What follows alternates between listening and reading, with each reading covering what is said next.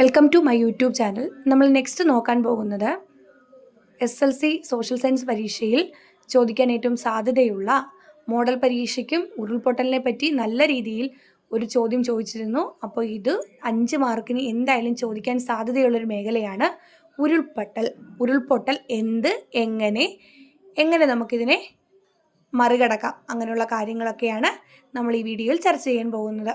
നോക്കാം. ഉരുൾപൊട്ടലുകൾ ഒരുതരം ഭൂദ്രവ്യ ശോഷണമാണ്. ഉരുൾപൊട്ടലുകൾ എന്താണ്? ഒരുതരം ഭൂദ്രവ്യ ശോഷണമാണ്. ഗുരുത്വാകർഷണം മൂലം ശിലകളോ മേൽമണ്ണോ മുകളിൽ നിന്നും താഴോട്ട് പതിക്കുന്ന പ്രതിഭാസമാണ് ഭൂദ്രവ്യ ശോഷണം. മലയിടിച്ചിൽ, ശിലാപതനം, മലകളുടെ നിരങ്ങിയിറങ്ങൽ, ഡെബ്രി ഫ്ലോ, ഭൂമിയുടെ ഇടിഞ്ഞുതാഴൽ തുടങ്ങിയവയാണ് വിവിധ തരത്തിലുള്ള ഭൂദ്രവ്യ ശോഷണങ്ങൾ. ഭൂമിയുടെ ഗുരുത്വാകർഷണം മൂലം ചെങ്കുത്തായ മലഞ്ചെരിവിൽ ഉള്ള പാറയും മണ്ണും ജലപ്രവാഹത്തോടൊപ്പം താഴേക്ക് പെട്ടെന്ന് പതിക്കുന്ന പ്രതിഭാസമാണ് ഡെബ്രി ഫ്ലോ. മലയുടെ ഭാഗങ്ങൾ ഭൂഗുരുത്വാകർഷണത്താൽ താഴേക്ക് നിരങ്ങിയിറങ്ങുന്ന ഭൂദ്രവ്യ ശോഷണമാണ് മലയുടെ നിരങ്ങിയിറങ്ങൽ. കേരളത്തിലെ മലയോര പ്രദേശങ്ങളിൽ ശക്തമായ മഴയെ തുടർന്ന് പലപ്പോഴും ഇവ രണ്ടും ഒരുമിച്ചോ അല്ലാതെയോ സംഭവിക്കാറുണ്ട്. ഈ പ്രതിഭാസത്തെ പൊതുവെ ഉരുൾപൊട്ടൽ എന്ന് വിളിക്കുന്നു. പലപ്പോഴും ഇവ വിനാശകാരികളായി മാറാറുണ്ട്.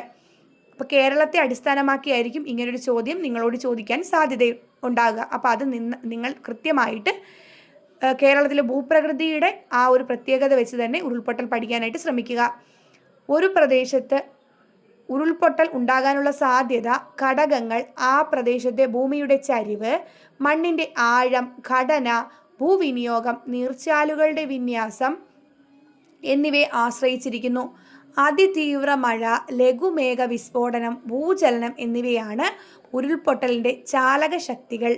കൂടാതെ മൺസൂൺ സീസണിൽ ഉൾപ്പെടെ നടക്കുന്ന അശാസ്ത്രീയമായ പാറ പൊട്ടിക്കൽ, അശാസ്ത്രീയമായ നിർമ്മാണ പ്രവർത്തനങ്ങൾ എന്നിവയും പ്രേരക ഘടകങ്ങളായി പ്രവർത്തിക്കുന്നുണ്ട്.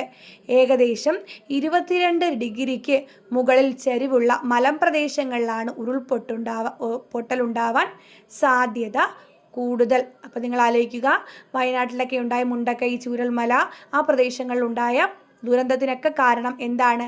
ഈ 22 ഡിഗ്രിക്ക് മുകളിൽ ചരിവുള്ള മലമ്പ്രദേശമായതിനാലാണെന്നുള്ള കാര്യം ആലോചിക്കുക.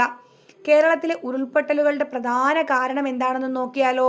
സ്വാഭാവിക നിർഗമന മാർഗങ്ങളെ തടസ്സപ്പെടുത്തുന്നത് അതൊരു കാരണമാണ്. അതുപോലെ തന്നെ ചെങ്കുത്തായ മലഞ്ചെരിവുകൾ അശാസ്ത്രീയമായി ഇടിച്ചു നിരത്തി വീട്, കെട്ടിടങ്ങൾ, റോഡ് തുടങ്ങിയ നിർമ്മാണ പ്രവർത്തനങ്ങൾ നടത്തുന്നത്. അപ്പോൾ ഇതൊക്കെ നമ്മൾ ഒഴിവാക്കുക എന്ന പ്രത്യേക ഒരു കാര്യം മാത്രമേ നമുക്കിവിടെ ചെയ്യാനുള്ളൂ. ഇന്ത്യയിൽ ഏറ്റവും കൂടുതൽ ഉരുൾപൊട്ടൽ സംഭവിക്കുന്നത് പശ്ചിമഘട്ട മേഖലകളിലും ഹിമാലയൻ പർവ്വത നിരകളിലുമാണ്. കേരളത്തിൻ്റെ മലയോരങ്ങളിൽ ചെറുതും വലുതുമായ അനേകം ഉരുൾപൊട്ടലുകൾ, കുഴലീകൃത മണ്ണൊലിപ്പ്, മണ്ണിടിച്ചിൽ എന്നിവ വ്യാപകമായി സംഭവിക്കുന്നുവെന്നാണ് കണക്കാക്കിയിട്ടുള്ളത്. ഉരുൾപൊട്ടൽ എത്തുന്നതിന് മുമ്പ് അല്ലെങ്കിൽ ഉരുൾപൊട്ടൽ പോലെയുള്ള പ്രകൃതി ദുരന്തങ്ങൾ പ്രവചിക്കുക അസാധ്യമാണ്. എന്നാൽ ഉരുൾപൊട്ടൽ സാധ്യതയുള്ള മേഖലകൾ ശാസ്ത്രീയമായ രീതികൾ ഉപയോഗിച്ച് കണ്ടെത്തുകയും മുൻകരുതലുകൾ എടുക്കുകയും ചെയ്താൽ ആഘാതത്തിൻ്റെ തീവ്രത കുറയ്ക്കാൻ സാധിക്കും. വിദൂര സംവേദനം, ഭൂവിവര വ്യവസ്ഥ എന്നീ സങ്കേതങ്ങൾ ഉപയോഗിച്ചുള്ള പഠനങ്ങൾ ഉയർന്ന അപകട സാധ്യതയുള്ള പ്രദേശങ്ങൾ കണ്ടുപിടിക്കാൻ സഹായിക്കും. ഭാരതീയ ഭൂവിജ്ഞാനീയ survey, geological survey of India, ദേശീയ ഭൗമ പഠന കേന്ദ്രം, NCESS എന്നീ സ്ഥാപനങ്ങൾ ഇത്തരത്തിൽ ഓരോ ജില്ലയിലും ഉരുൾപൊട്ടൽ സാധ്യതാ മേഖലകൾ ഉൾപ്പെടുത്തി ഭൂപടം തയ്യാറാക്കിയിട്ടുണ്ട്. ഇത് സംസ്ഥാന ദുരന്ത നിവാരണ അതോറിറ്റിയുടെ വെബ്സൈറ്റിൽ ലഭ്യവുമാണ്.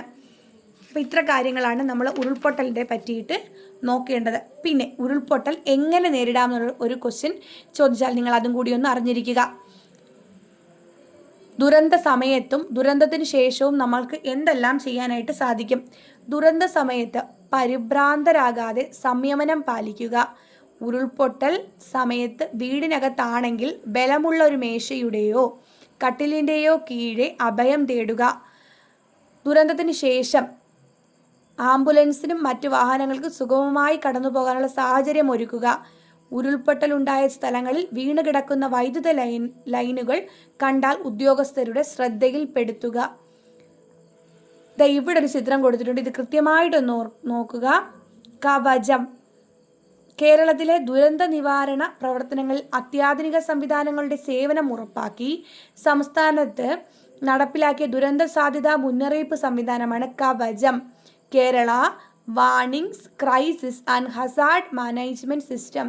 കേരളത്തിന്റെ ദുരന്ത സാധ്യതയുള്ള മുഴുവൻ പ്രദേശങ്ങളെയും ഏകീകൃത മുന്നറിയിപ്പ് സംവിധാനത്തിന് കീഴിൽ കൊണ്ടുവരുന്ന പ്രവർത്തന രീതിയാണ് കവചം സംവിധാനത്തിനുള്ളത്.